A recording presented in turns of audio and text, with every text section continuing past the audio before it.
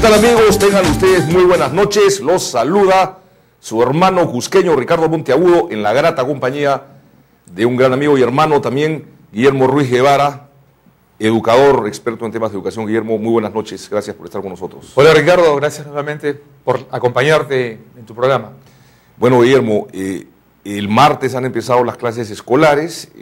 Como siempre, hay gran expectativa en el fragor de una campaña electoral en la que todos los candidatos hablan y ofrecen de educación. Entonces, lo que queríamos conversar el día de hoy contigo es inversión en educación y realidad de las propuestas de los candidatos en este rubro, que naturalmente tú conoces, dada tu amplia experiencia como educador en el país. Ricardo, sobre el particular, permíteme que enfoquemos este asunto sobre aquello que no están diciendo los candidatos, porque en verdad hay mucho tema que no están tratando y está directamente vinculado a la inversión en la educación. ¿Cuánto le cuesta hoy en día a un padre de familia la educación de su hijo, sea en una institución estatal o privada? Educación de calidad. Y si hablamos de educación de calidad, nos vamos a meter en problemas más serios. En Honduras y profundidad. Efectivamente, porque sabemos nosotros, por las evaluaciones que se han hecho, que todavía hay mucho por hacer a efecto de lograr una educación de calidad. Hoy en día, Ricardo, un alumno que va desde inicial hasta finalizar la secundaria, no le cuesta al padre de familia únicamente la alimentación, el transporte, los textos y los útiles escolares en general. Por otro lado, el Ministerio de Educación o el gobierno, en el caso de la educación estatal, mide los retornos, porque hoy en día los presupuestos por resultados están orientados a medir los retornos de la inversión. Y los candidatos se han detenido en decir en cuánto van a elevar el porcentaje del PBI para dedicárselo a educación, o si le van a elevar los sueldos a los maestros. Sinceramente creo que ese no es el tema de fondo. O si van a dotar de computadoras efectivamente, ¿no? Que más computadoras hacen hombres más inteligentes, lo cual es una gran falsedad, porque mejores computadoras no hacen mejores hombres. El tema de fondo no es únicamente lo que el Estado pueda invertir, porque finalmente la educación está en manos de la familia. Si la familia tiene menos ingresos, acude a una institución educativa estatal, compromete al gobierno.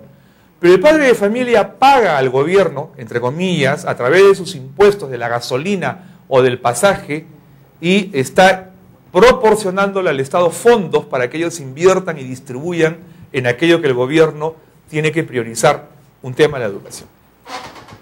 Para poder evaluar esto en ejemplos prácticos que tienen que ver con el bolsillo de padre de familia, permíteme tocar un tema del que nadie está hablando: la academia preuniversitaria. De acuerdo. ¿Cuánto cuesta la academia preuniversitaria? Primera razón, ¿por qué existen?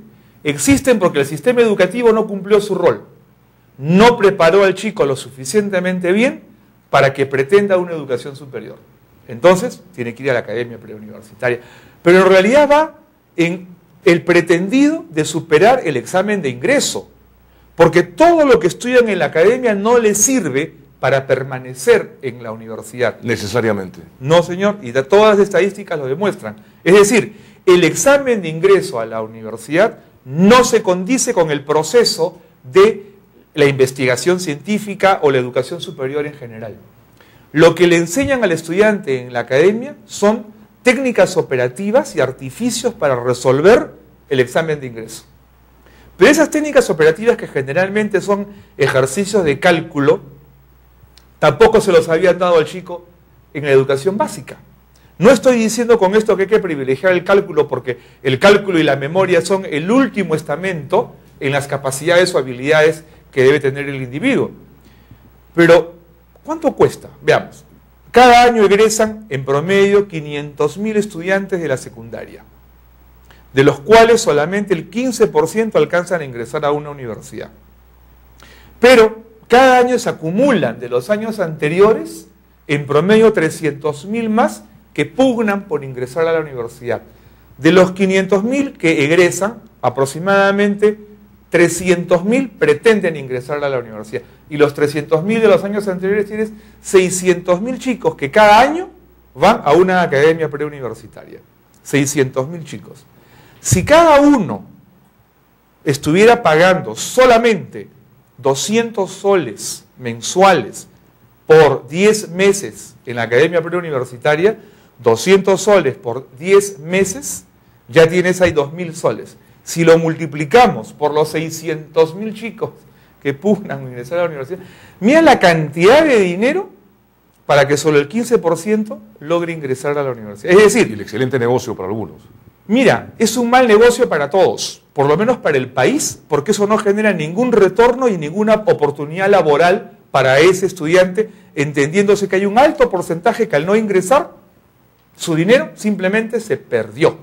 Ya es hora que nos digan los políticos y las autoridades de educación que las academias se tienen que reconvertir, no digo desaparecer, porque hay una infraestructura y hay una inversión, pero deberían de darle al que está en la academia una calificación laboral, que sea electricista, que sepa poner enchufes, poner focos, que tenga una calificación laboral tal que ese dinero no sea dinero al tacho de basura. Y modificar de repente también, digamos, la temática de los exámenes de ingreso, ¿no? Sería lo ideal. Sería lo ideal porque hasta ahora no entiendo qué hacen las universidades que tienen una facultad de educación y que por décadas preparan maestros para que luego tengan que evaluar el producto de esos maestros. Es decir, no confían en el maestro que han formado y creen que ese alumno no está lo suficientemente preparado para ingresar a la universidad. Realmente, Ricardo, esa cantidad de dinero que va a la basura y que pasa por las academias preuniversitarias no le hacen ningún bien al país porque no califican laboralmente a nadie y no generan un valor agregado en el alumno. Porque tampoco es verdad que esa preparación le sirve para permanecer en la universidad, solo le sirve para superar el examen de ingreso. Paralelamente a ello, tendría que haber también, como una política de Estado, la introducción, la promoción de escuelas e institutos técnicos, carreras de mando medio, Efectivamente. tanto impulsadas por el Estado, por las propias universidades que podrían tener áreas de carreras técnicas, como por el sector privado. Efectivamente. Pero mira lo que está sucediendo. Hay carreteras que se construyen acá en nuestro país que tienen que ir a traer técnicos de Ecuador o de otros países porque acá no está calificado lo suficientemente bien a los obreros que van a esta clase de obras o de infraestructura que se hace acá en el país. El tren eléctrico en esta etapa que se está construyendo en lo que va de Vía El Salvador o de San Juan de Miraflores hacia el centro de Lima, han traído mayoritariamente supervisores de obra y técnicos del extranjero, porque no tenemos acá los suficientes técnicos capacitados para trabajar en obras de esa naturaleza. Es decir, la mano de obra calificada para el espacio técnico en nuestro país no se está preparando, no hay inversión. Existen algunos lugares, te puedo hablar de un TecSub. ¿Y dónde van los egresados de TecSub? La gran mayoría no se queda en el Perú, la gran mayoría por su buena calificación se van al extranjero, lo cual significa que hay un sistema quebrado, es decir, no hay una organicidad que diga el sistema educativo peruano califica para las necesidades productivas peruanas y los dineros que los padres de familia colocan en sus hijos van en el mar de la incertidumbre hacia la nada. Y los pocos que ingresan a la universidad, he sabido que al segundo año el 30% de ingresantes ya desertó.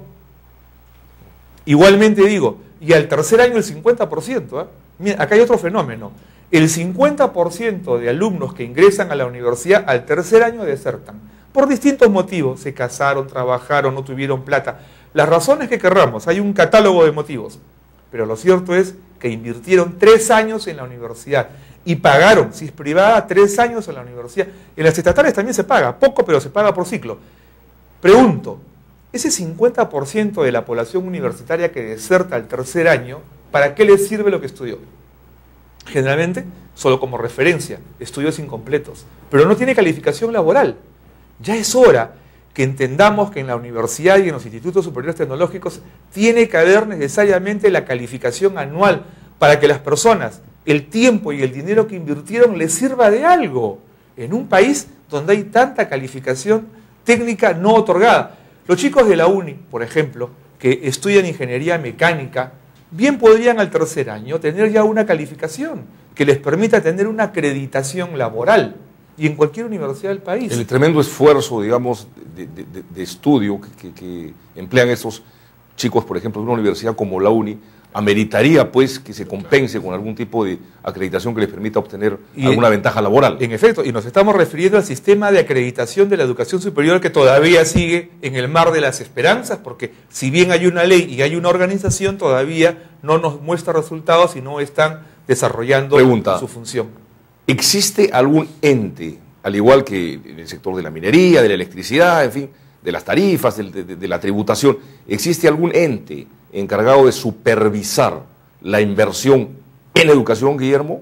La inversión propiamente no. Sí. Lo que hay es una institución encargada de acreditar a las instituciones de educación superior que todavía no está cumpliendo su función en la forma que debe, pero de la inversión no. Y eso es un espacio en el que deberíamos de publicar cuánto invierten los padres de familia en la educación de sus hijos, porque son cifras que por su desconocimiento no nos permiten medir qué ocurre con el país, claro, porque no solo el Estado invierte. Claro, y no solamente me refiero a la inversión del Estado propiamente dicha, ni de los padres de familia, digamos, que un ente supervisor debería supervisar, valga la redundancia.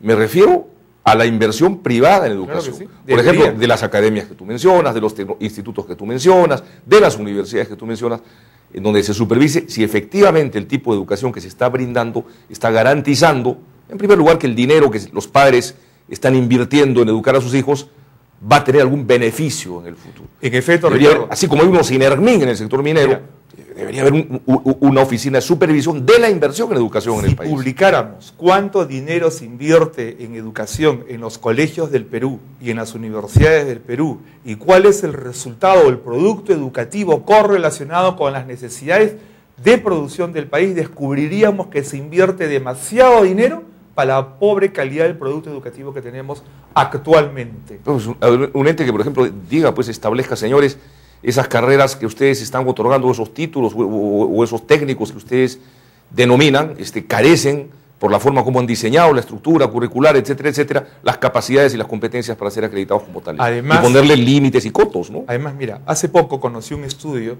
en el cual participé, en el que se evaluaba cuáles son los contenidos en la formación de 3 carreras. Una de ellas era educación, otra era ingeniería de sistemas y la otra era ciencias de la comunicación.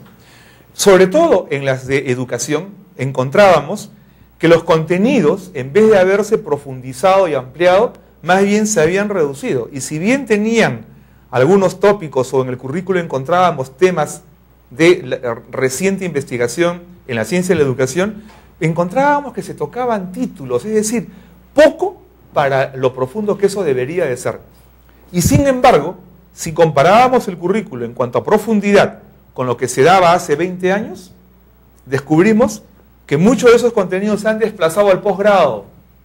¿Qué cosa? Es decir, han reducido la calidad, la exigencia del pregrado y se la han dado al posgrado, lo cual nos hace pensar que hay una incongruencia en lo que se le debe dar al futuro maestro en el pregrado para que salga bien preparado y no esperar al posgrado, o es que la universidad ha distribuido los contenidos para dosificar un negocio, lo cual sería muy mal. Por eso es muy pertinente que la entidad encargada de certificar la calidad de la educación superior ya muestre resultados al país.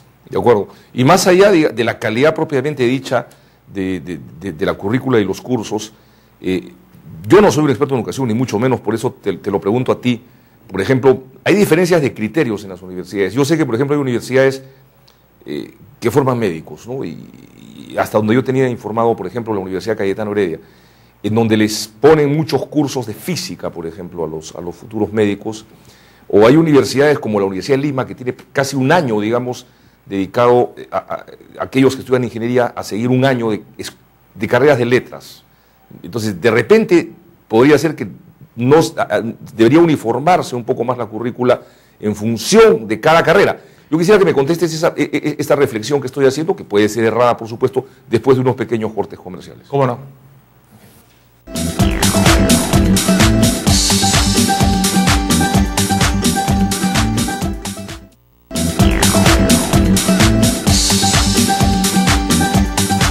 Bien, amigos, estamos nuevamente con Guillermo Ruiz. Yo le preguntaba era una inquietud mía, si considerabas que era correcto mi razonamiento en el sentido de que se tendría que uniformizar un poco los currículums por áreas. Por ejemplo, la Universidad Peruana debería en la currícula de ingeniería, digamos, promover que las currículas sean básicamente iguales en todas las universidades, y medicina igual, en letras igual, en educación igual, en derecho igual.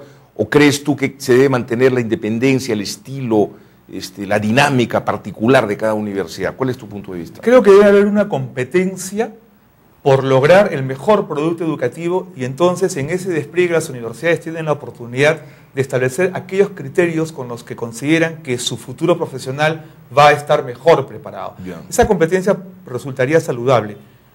Lo que sí considero que debe haber es, si no una uniformidad 100%, una aproximación en función del perfil del egresado. Es decir, cada universidad dirá qué maestro va a formar, qué ingeniero va a formar. Pero ese perfil del egresado, el producto de esa formación profesional, debería de consistenciarse con los criterios de los colegios profesionales. De manera que en ese intercambio de experiencias se diga qué clase de ingenieros necesita el Perú, qué clase de maestros, qué clase de abogados, qué clase de médicos.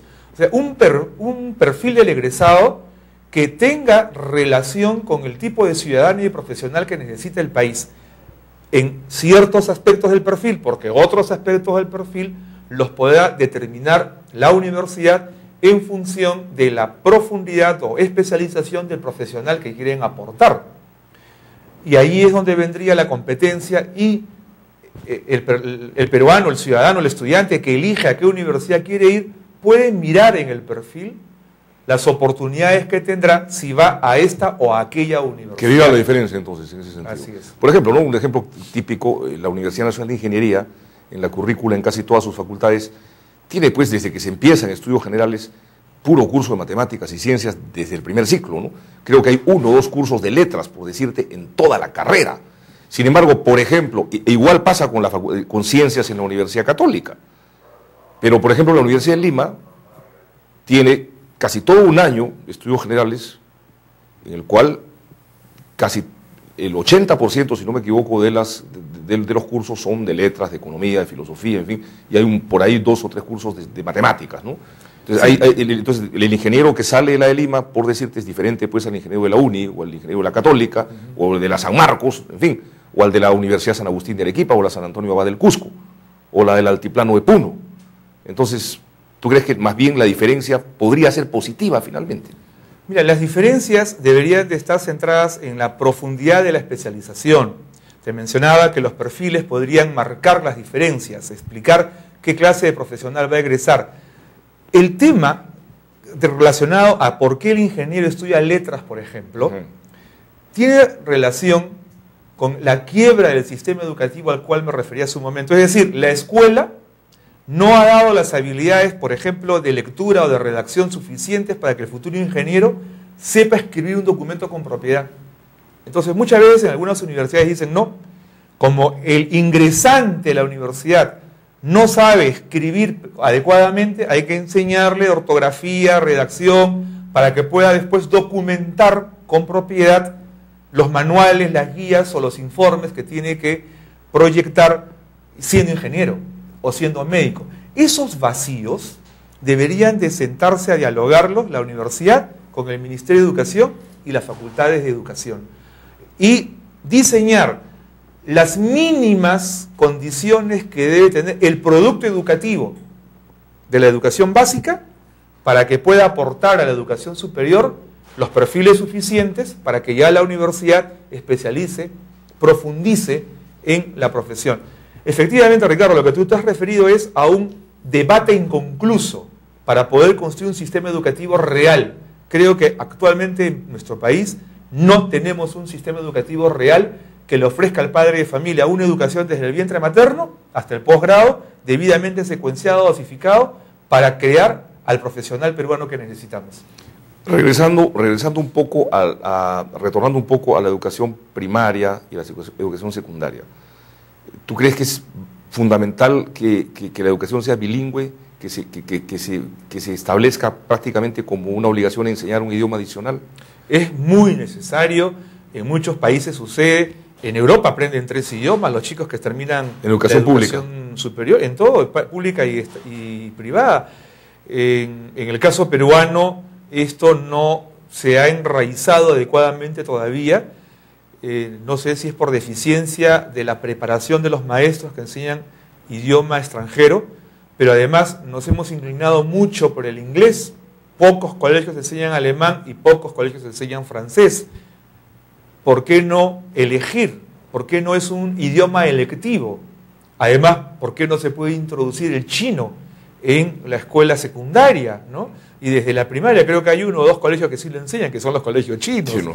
Pero hoy en día ya sabemos que el mercado chino es tan grande y nos involucra que ya hay varias universidades peruanas que están enseñando. ¿Debería entonces el Estado peruano garantizar educación de una lengua extranjera de calidad desde la escuela pública? Considero que sí. Y a los quechohablantes respetarles el idioma materno. Quería llegar ahí. ¿Y cuán importante debe ser relanzar, digamos, no solo el idioma quechua, el aymara y las lenguas nativas, y tratar de ser un país casi bilingüe en ese aspecto como el Paraguay, por ejemplo, en donde la gran mayoría de la población habla el español y el guaraní? Mira, ¿o eso es un sueño? Ricardo, permíteme hacer un paréntesis. Sí. Paraguay, guaraní. He hablado con varios profesionales paraguayos que son orgullosos de su guaraní y recitan y cantan en guaraní, porque además es una lengua que ayuda mucho al fraseo romántico, ¿no? al fraseo de la música. En nuestro país no somos orgullosos de nuestras lenguas nativas, excepto los que las hablan, pero como país no hemos incluido a los quechohablantes, a los aymarahablantes, a los ayaninca hablantes, y hay tanta riqueza cultural en los idiomas, en estos idiomas que he mencionado y en todos los demás, en todas estas lenguas que hay en nuestro país, que sería una buena estrategia para ofrecerle al mundo una riqueza cultural más amplia. Y eso también tiene un retorno en temas de cultura, en temas de historia, en temas de la geografía y de la cultura practicada en la lengua materna de cada una de estas zonas del país. Deberíamos además respetar estas etnias que tanta riqueza cultural nos han proporcionado. Se están perdiendo. Y justamente porque en la medida que se pierde la lengua, se pierde la riqueza que hay dentro de ella y la descripción de sus historias, de sus culturas en general. Dentro de estas reflexiones tan importantes que estamos haciendo contigo sobre aspectos que ayudarían, digamos, a mejorar la educación en el país y a preservar la cultura, en fin, brevemente, ¿qué dicen los candidatos en los últimos días? La gran mayoría de candidatos han centrado en subirle el sueldo a los maestros y ver si elevan un poco más el presupuesto destinado a educación. Ambas cosas son interesantes, pero no son de fondo, son de forma.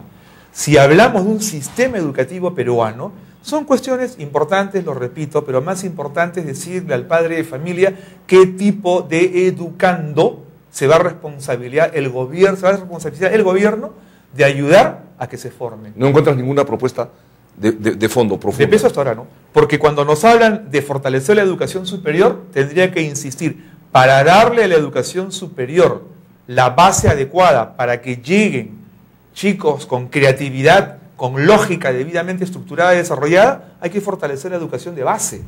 Si no fortalezco la educación de base, seguiré entregando la educación superior chicos con creatividad mutilada o razonamiento condicionado. Es decir, no le estoy entregando a la universidad las suficientes capacidades para que formen profesionales de alto nivel. Hay que fortalecer la educación básica. ¿Cuántos años tomaría una reforma de este tipo en el país? 20 años por lo menos. Por eso es que los políticos no se interesan mucho por ahí, porque no hay réditos políticos de corto plazo. ¿Hay algún país en América Latina, aparte de Cuba, que haya dado, digamos, un ejemplo interesante en lo que es reformar la educación? Argentina y Chile han dado pasos interesantes al respecto. Concretos. Pero todavía están, diremos, construyendo el edificio. Europa sí lo ha hecho. Oh, por supuesto. Y ya vemos los resultados, ¿no? Todos los países europeos son los que lideran todas las evaluaciones mundiales que se hacen sobre calidad de educación, y los asiáticos también. Más bien Estados Unidos y Canadá han perdido puntos respecto a estos países. El tema de la nutrición y la alimentación escolar, ¿cuán importante y determinante es para formar buenos estudiantes, para mejorar todos esos niveles bajísimos que tenemos según las estadísticas mundiales? Al respecto te puedo dar respuestas muy singulares, y te explico. Una es la nutrición del cuerpo y otra es la nutrición de la mente. La nutrición del cuerpo tiene que ser cuidada, muy cuidada, y el gobierno ahí tiene que participar no solamente con las escuelas estatales en donde se habla del desayuno o del almuerzo para el alumno, sino también en las particulares, porque hay muchos gorditos anémicos en las particulares, producto de la alimentación chatarra, no están bien nutridos y a la hora que enfrentan una enfermedad son presas fáciles porque no están bien nutridos. En ambos lados, en la escuela privada y en la estatal, hay que hacer mucho por mejor nutrir los hábitos alimentarios. Pero de otro lado está la nutrición de la mente. La nutrición de la mente, Ricardo, no es únicamente cuánto como, sino cuánta estimulación positiva tiene la mente. Y sobre eso en nuestro país todavía hay mucho por hacer al hablar de estimulación neurológica de nuestros estudiantes. Y nuestros maestros todavía tienen mucho que aprender al respecto. El tema del deporte, finalmente, ¿es también un aspecto importante de la educación o secundario? Demasiado importante. A mayor estimulación motriz, mayor desarrollo neuronal, y a mayor desarrollo neuronal, mayores capacidades para el desarrollo intelectual. Hay una directa relación.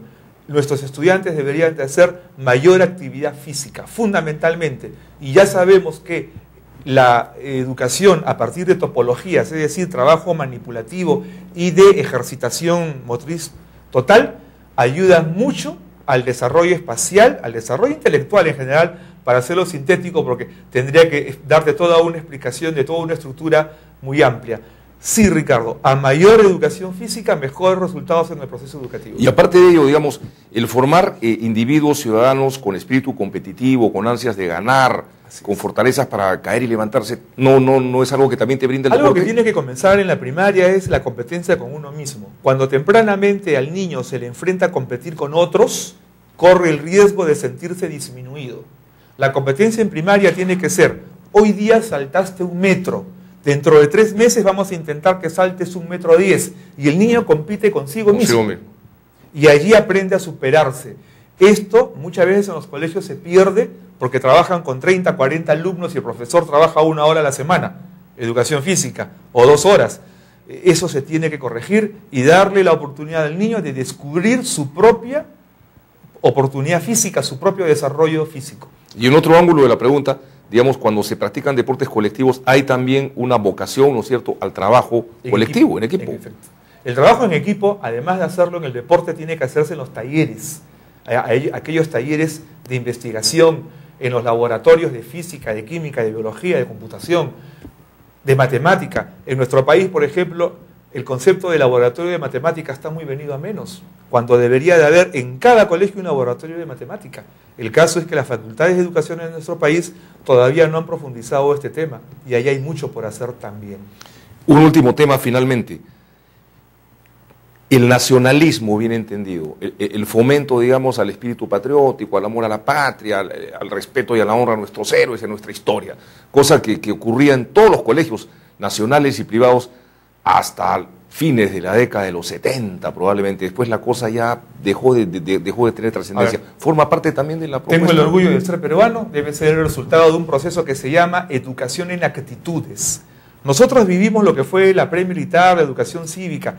Sí, diría que en aquella época eran asignaturas, hoy deberían de ser contenidos de un curso que se debería de llamar, no un curso, sino una actividad, educación en actitudes.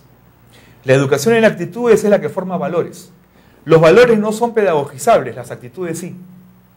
Y educar en actitudes significa darle al alumno la oportunidad de construir valores. Ok, muchas gracias, Guillermo Ruiz, por tus aportes. Ha sido interesante conversar contigo. Regresamos, amigos, no se vayan, esto es Hora 8 para todo el Perú.